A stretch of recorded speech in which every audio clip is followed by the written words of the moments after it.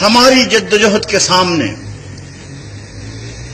مختلف مشکلات حائل ہوتی ہیں، لیکن ہم مایوس نہیں ہوتے، اس لیے کہ نتائج ہمارے اختیار میں نہیں ہیں، وہ اللہ کے اختیار میں ہے۔ نہ معلوم وہ ہمارا کتنا امتحان لینا چاہتا ہے۔ قیامت کے دن اللہ تعالی کے حضور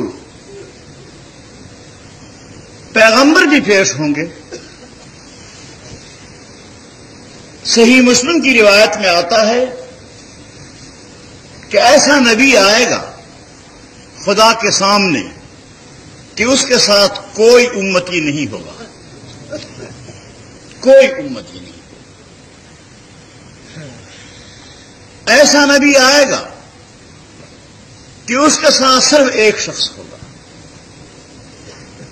ایسا آئے گا کہ اس کے ساتھ صرف 2 آدمی ہوں گے۔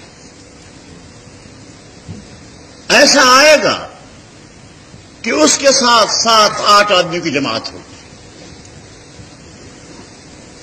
ہمیں یقین ہے کہ ان پیغمبروں نے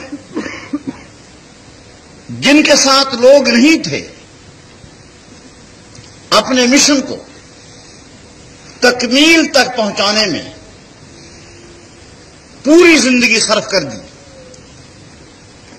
حضرات انبیاء علیہم الصلوات و تسلیمات کبھی تبلیغ دین میں کوتاہی نہیں کرتے۔ یہ بہت بڑی غلط بیانی ہے کہ یہ کہا جائے کہ فلاں پیغمبر نے تبلیغ دین میں کوتاہی کی۔ کوئی پیغمبر تبلیغ دین میں کوتاہی نہیں کر سکتا۔ اس پیغمبر نے پوری عظمت کے ساتھ، پوری ہمت کے ساتھ نبوت کے شان کو ملحوظ رکھتے ہوئے اللہ کی دعوت پہنچائی، لیکن دل خدا کے ہاتھ میں ہے، نتائج اللہ کے ہاتھ میں ہے۔ ان قلوب بنی آدم بین اصبعی الرحمن یقلبها کیف یشاء۔ بنی آدم کے دل اللہ تعالیٰ کی 2 انگلیوں کے درمیان میں ہیں، جیسے چاہے پھیر دیتا ہے۔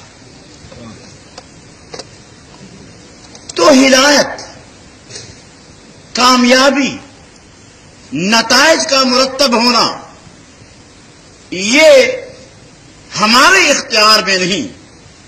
ہم تو اتنے مکلف ہیں کہ اس راستے پر چلو، زندگی کو اس راستے پر چلاؤ، یہ کام تم نے کرنا ہے۔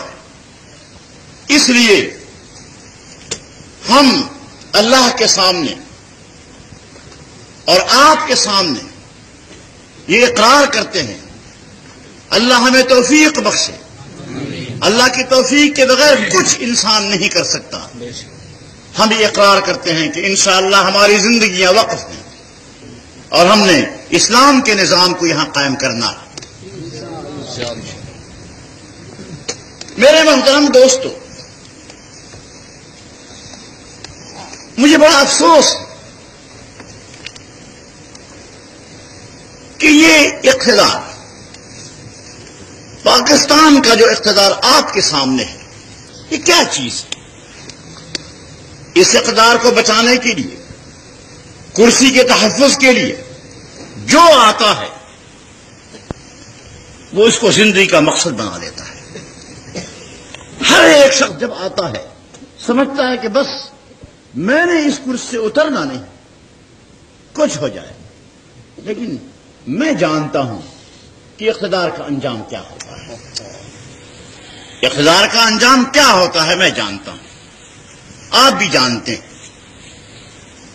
میرے محترم دوستو، یہاں پر پاکستان کے پہلے وزیر اعظم خان لیاقت علی خان مرحوم،